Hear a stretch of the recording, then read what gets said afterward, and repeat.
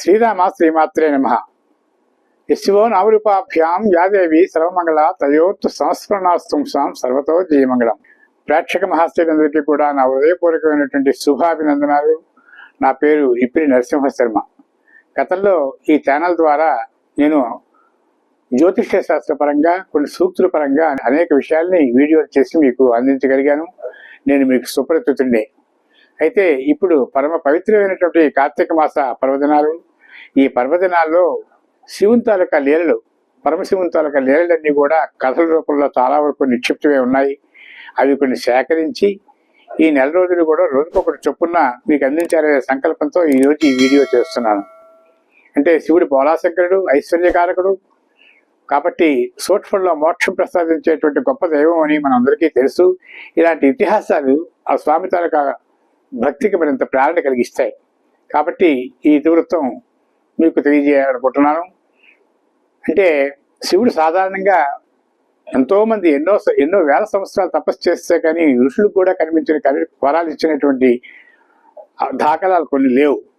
అయితే ఆపద సమయంలో మాత్రం తప్పనిసరిగా ఆదుకునేటువంటి తత్వం పరమేశ్వరుడు మాత్రం తప్పనిసరిగా ఉంది. అంటే కాబట్టి అది యాదృచ్ఛికంగా జరగాలే తప్ప, కాబట్టి మనం ఆ ఆపద ఎలా ఉంటుందంటే తప్పనిసరిగా అది కూడా పరమేశ్వరుని తరగ కృప వల్ల ఆ సృష్టి స్థితి రైకారకుడు అనేటువంటి పరమేశ్వరుడు తప్పనిసరిగా దాన్ని పక్కకి తెప్పించేటువంటి ఒక గొప్ప దైవం. అది ఎలా జరిగిందో ఒక చిన్న ఇతిహాసం మనం చెప్పుకుందాం. ఒకసారి తుంగధ్వజుడు అనే మహారాజు మంత్రితో కలిసి మహామంత్రితో అన్నాడు, రాజ్యాధికారంలో అనేక బాధ్యతలు బరువుల చేత మనం రోజు కూడా ఎంతో తలమునకులే ఉంటాం. మహామంత్రి, ఇవాళ అలాగా విహారానికి వెళ్దాం, పుష్ప విహారానికి వెళ్దాం, పుష్పాల తోటలన్నీ చూసుకొని వద్దాం అని చెప్పేసి మహామంత్రికి చెప్పేసరికి మహామంత్రి రాజుగారు అలా బయలుదేరారు. అద్భుతమైనటువంటి పుష్ప సౌందర్యాన్ని చూస్తూ ఆయన మురిసిపోతున్నారు. మంచి సమయం, ఆహ్లాదకరమైనటువంటి ప్రదేశం, చల్లని గాలులు, ప్రకృతి రమణీయంగా ఉంది. ఆ పరిస్థితుల్లో రాజు ముగ్ధుడైపోతున్నాడు. అలా కొన్ని చూసుకొని వచ్చేసరికి అకస్మాత్తుగా ఒక దగ్గర ఒక మంచి పుష్పం, అరుదైనటువంటి పుష్పం ఉంటుంటే అటు చూద్దామని బయలుదేరేసరికి వెంటనే మహామంత్రి వెనక్కి చేయి లాగి తాలూకా చేయిని పట్టుకొని వెనక్కి లాగాడు. రాజుగారు ఆశ్చర్యపోయాడు. ఏంటి మంత్రి అడిగాడు. ప్రభు, మీ కాలు కింద ఒక విషతుల్యం అయినటువంటి తేలు ఉంది, అది మిమ్మల్ని కలిసిందంటే చాలా ప్రమాదం కదా అన్నాడు. నిజంగా ఆ తేలు తను చూడలేదు కానీ మహామంత్రికి గ్రహించాడు.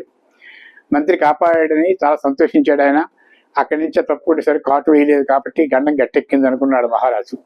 అలా కొంత దూరమే వెళ్ళేసరికి అక్కడి నుంచి ఒక అరుదైనటువంటి పాము, అది చాలా విషపూరితమైనటువంటి పాము, చాలా పెద్ద పాము ఆయన తరగ కాళ్ళకు సమీపంలో కూడా వస్తున్నట్టు గమనించి వెంటనే మహామంత్రి కేకవేసి, ప్రభు వెనక్కి తగ్గండి అని చూసి కేకవేసరికి రాజుగారు వెనక్కి చూసేసరికి తప్పుకునేసరికి ఆ పాము మళ్ళీ తుప్పల్లోకి వెళ్ళిపోయింది.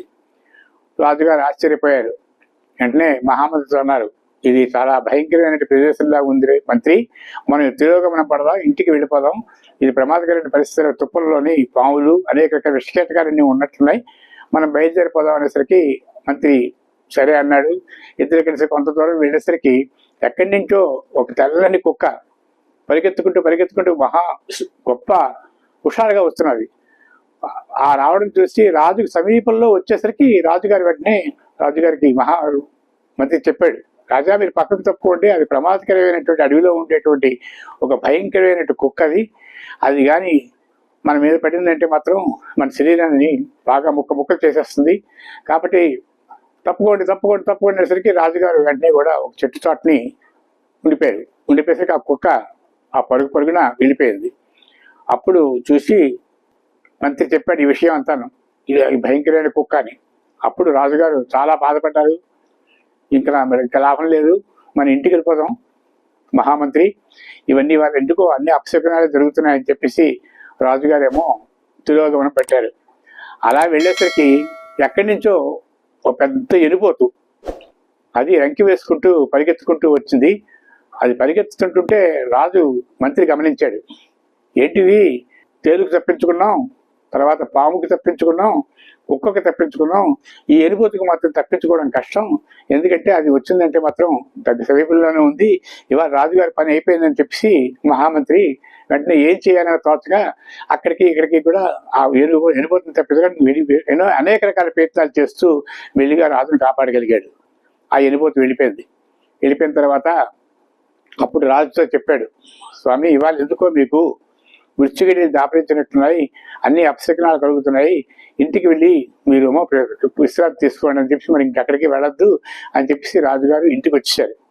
ఇంటికి వచ్చిన తర్వాత అప్పుడు ఇంట్లోని దగ్గర సమీపిస్తుంటే ఆయనకు ఒక రాయి తగిలింది.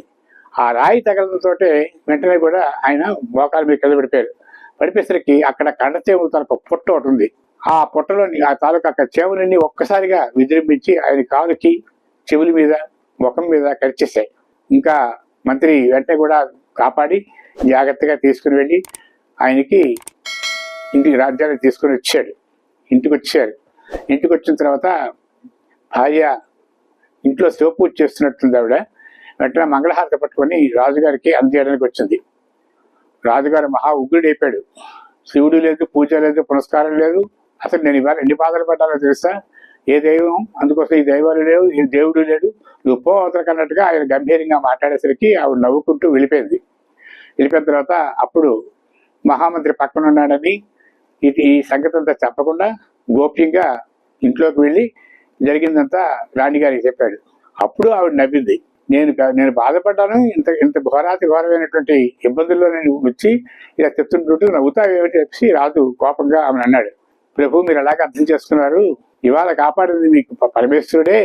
ఎందుకంటే మొట్టమొదటి మీకు ప్రాణాపాయ స్థితి ఉండి ఉండవచ్చు. తేలుతోనే మీరు ప్రాణాపాయం తప్పించుకున్నారు, ఆ తర్వాత పాముతో తప్పించుకున్నారు, తర్వాత కుక్కతో తప్పించుకున్నారు, ఆఖరి సాక్షాత్తు ఎముడే వచ్చాడు. ఆ ఎముడే మీ ప్రాణాలు తీయాలనుకుంటూ ఎనుబోతులా వచ్చాడు. ఎనుబోతులు ఆ వాహనం వేసుకొని వచ్చిన తర్వాత మీరు గమనించలేకపోయారు. దాన్ని కూడా కాపాడి పడిపోయారు. మీరు అక్కడ పడిపోయిన తర్వాత 4-5 చేమలు పుట్టాయి. ఆ కుట్టడం చేత మీకేమో ఆ ప్రాణాపాయ స్థితి అక్కడితో నివారణ అయిపోయింది. ఇగో హారతి తీసుకోండి భార్య. రాజు ఆశ్చర్యపోయాడు. అంటే శివుడాగ్ని లేని చేమైనా పుట్టదు అనడానికి శాస్త్రం ఏంటంటే ఏదో ఒక కీటకం మాత్రం తప్పనిసరిగా ఆయన కలిగేటువంటి ఒక యోగం ఉంది, దాంతో ప్రాణాపాయ స్థితి ఉంది.